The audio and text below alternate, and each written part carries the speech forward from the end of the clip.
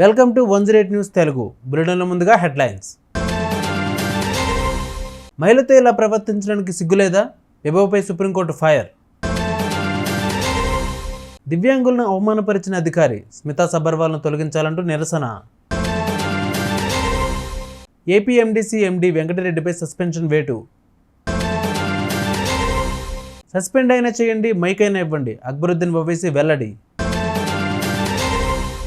తమ మహిళా ఎమ్మెల్యేలను సీఎం రేవంత్ రెడ్డి కించపరిచారంటూ అసెంబ్లీ ముందు బీఆర్ఎస్ ఎమ్మెల్యేల నిరసన. ప్యారిస్ ఒలింపిక్స్లో భారత్కు మరో పథకం, షూటింగ్లో స్వప్నిల్కు కాంస్య. ముఖ్యమంత్రి అరవింద్ కేజ్రీవాల్ సన్నిహితుడు బిబవ్ కుమార్ దాఖలు చేసిన బెయిల్ పిటిషన్పై సుప్రీంకోర్టులో ఈరోజు విచారణ జరిగింది. ఆమ్ ఆద్మీ పార్టీ ఎంపీ స్వాతి మలివాల్పై బిబవ్ దాడికి పాల్పడిన విషయం తెలిసిందే. ఈ కేసులో ఆయన గతంలో అరెస్ట్ అయ్యారు. నేడు జస్టిస్ సూర్యకాంత్ నేతృత్వంలో ధర్మాసనం విచారణ జరిపింది. కోర్టు బిబవ్ను తీవ్రంగా మందలించింది. ఒక మహిళతో ఇలా ప్రవర్తించినందుకు సిగ్గులేదా అంటూ ప్రశ్నించింది. ఆ కేసుల గురించి మాకు సూచనలు ఇవ్వద్దు, ఎందుకంటే ఇక్కడ సంఘటన ఎలా జరిగిందనేది మా ఆందోళనకు కారణం. ఒక స్త్రీతో ఇలా ప్రవర్తించినందుకు సిగ్గులేదా? కాంట్రాక్ట్ కిల్లర్లకు, హంతకులకు బెయిలిస్తాం, కానీ ఈ విషయంలో కాదు అని ఘాటుగా స్పందించారు. చాలా కఠినమైన వైఖరిని అవలంబిస్తూ కోర్టు ఢిల్లీ పోలీసులకు నోటీసు జారీ చేసింది. దివ్యాంగులను అవమానపరిచిన ఐఏఎస్ అధికారి స్మితా సబర్వాల్ను వెంటనే విధుల్లో నుంచి తొలగించి ఆమెను అరెస్ట్ చేయాలని అఖిల భారత దివ్యాంగుల హక్కుల వేదిక జాతీయ అధ్యక్షుడు కుల్లి నాగేశ్వరరావు డిమాండ్ చేశారు.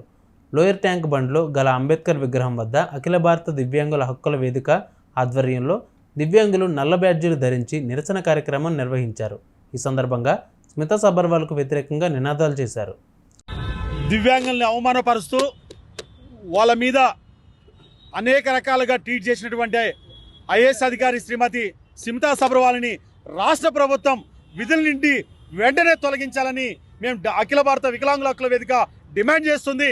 ఆమె వెంటనే క్షమాపణ చెప్పకపోగా మా దివ్యాంగుల పట్ల వివిధ రకాల్లో అవమానపరిచే విధంగా మాట్లాడుతున్నటువంటి ఐఏఎస్ అధికారిని తొలగించకపోతే ముఖ్యమంత్రి రేవంత్ రెడ్డి సార్ గారు మీరు ఆ కుట్ర వెనుక మీరు ఉన్నారని మేము అంతా అనుమానం పోతున్నాం. వెంటనే ఆమె చేత క్షమాపణ చెప్పించాలి, లేకపోతే ఆమె ద్వారా ఒక రాష్ట్ర ప్రభుత్వం వెంటనే షోకాజ్ నోటీస్ ఇవ్వాలని కూడా అఖిల భారత వికలాంగుల హక్కుల వేదిక డిమాండ్ చేస్తుంది. అంతేకాదు ఈరోజు దివ్యాంగుల పట్ల ఏమాత్రం ప్రేమ ఉంటే రాష్ట్ర ప్రభుత్వం దిగొచ్చి రాష్ట్ర ప్రభుత్వం అయినా స్పందించాలని మేము డిమాండ్ చేస్తున్నాం. అంతేకాకుండా శ్రీమతి సుబ్రవాల్ గారు ఒక్కసారి ఆలోచించండి. ఒక్కసారి మీరు కళ్ళు లేకుండా 24 గంటలు మీరు జీవిస్తారా అని మేము ఈరోజు ప్రశ్నిస్తున్నాం. ఒక్కసారి ఒక కాలు లేకుండా, ఒక చేయి లేకుండా, మాటలు రాకుండా జీవించగలుగుతామని మేము ఈరోజు నిన్ను ప్రశ్నిస్తున్నాం. అంతేకాదు మాకు క్షమాపణ చెప్పే వరకు మా నిరసన కార్యక్రమాలను మేము చేపట్టడమే కాదు, ఏదో ఒక రోజు నీ ఇంటి ముందు నీ ఇంటి దగ్గరకు వచ్చి ముట్టడిస్తామని కూడా హెచ్చరిస్తున్నాం. కాబట్టి వెంటనే క్షమాపణ చెప్పాలి. దానికి రాష్ట్ర ప్రభుత్వం కూడా స్పందించి రాష్ట్ర ప్రభుత్వం కూడా ఒక నోటీస్ ఇవ్వాలని కూడా రాష్ట్ర ప్రభుత్వాన్ని అఖిల భారత వికలాంగుల హక్కుల వేదిక డిమాండ్ చేస్తుంది. ఏపీ ఎండీసీ మాజీ ఎండీ వెంకటరెడ్డిని ప్రభుత్వం సస్పెండ్ చేస్తూ ఉత్తర్వులు జారీ చేసింది. ఈ మేరకు ప్రభుత్వ ప్రధాన కార్యదర్శి నీరబ్ కుమార్ ప్రసాద్ ఉత్తర్వులు జారీ చేశారు. ఇసుక పర్మిట్లు ఇవ్వడంలో అనేక అవకతవకలు పాల్పడ్డారని ఉత్తర్వుల్లో పేర్కొన్నారు. నేషనల్ గ్రీన్ ట్రిబ్యునల్ తీర్పుకు విరుద్ధంగా వ్యవహరించారని ప్రభుత్వం వెల్లడించింది. అందుకనే ఆయనను సస్పెండ్ చేస్తూ ఉత్తర్వులు జారీ చేశారు. తెలంగాణ అసెంబ్లీలో బీఆర్ఎస్ మహిళా సభ్యులను సీఎం రేవంత్ రెడ్డి అవమానించారని బీఆర్ఎస్ సభ్యులు వాయిదా తీర్మానం ఇచ్చారు. అయినప్పటికీ స్పీకర్ తమను పట్టించుకోవడం లేదని, అసెంబ్లీలో సబితా ఇంద్రారెడ్డికి మాట్లాడే అవకాశం ఇవ్వాలని డిమాండ్ చేస్తూ నిరసన వ్యక్తం చేశారు. ఇదే సమయంలో సభలో ఎస్సీ వర్గీకరణ తీర్పుపై చర్చించాలని సీఎం రేవంత్ రెడ్డి స్పీకర్ను కోరగా ఎస్సీ వర్గీకరణపై మాట్లాడాలని సభ్యులను సూచించారు.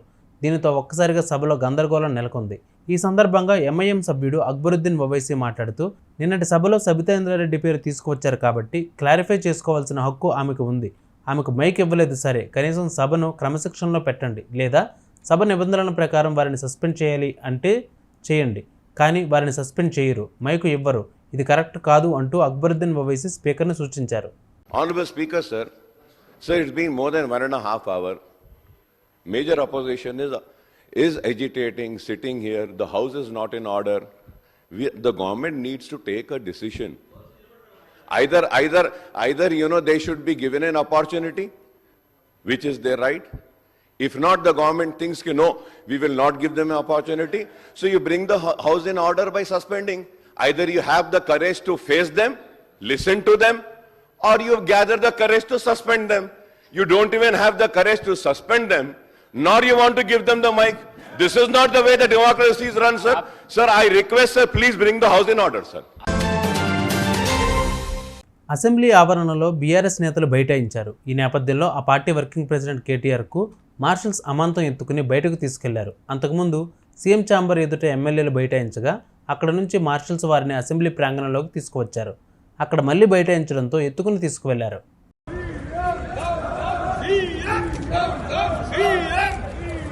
తెలంగాణ ఆడబిడ్డల్ని అవమానించిన ముఖ్యమంత్రి వెంటనే తెలంగాణ ఆడబిడ్డల్ని అవమానించిన ముఖ్యమంత్రి వెంటనే తెలంగాణ ఆడబిడ్డల్ని అవమానించిన ముఖ్యమంత్రి వెంటనే క్షమాపణ చెప్పాలి.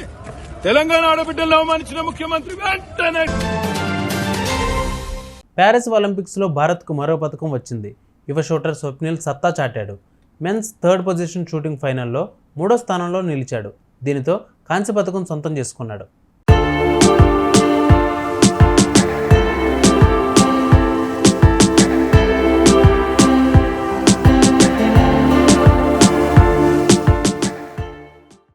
చూసారుగా, ఇవి వాళ్ళ బులెటిన్ అప్డేట్స్. మరిన్ని అప్డేట్స్తో మళ్ళీ మీ ముందుకు వస్తాను. అంతవరకు కీప్ వాచింగ్ 108 న్యూస్ తెలుగు.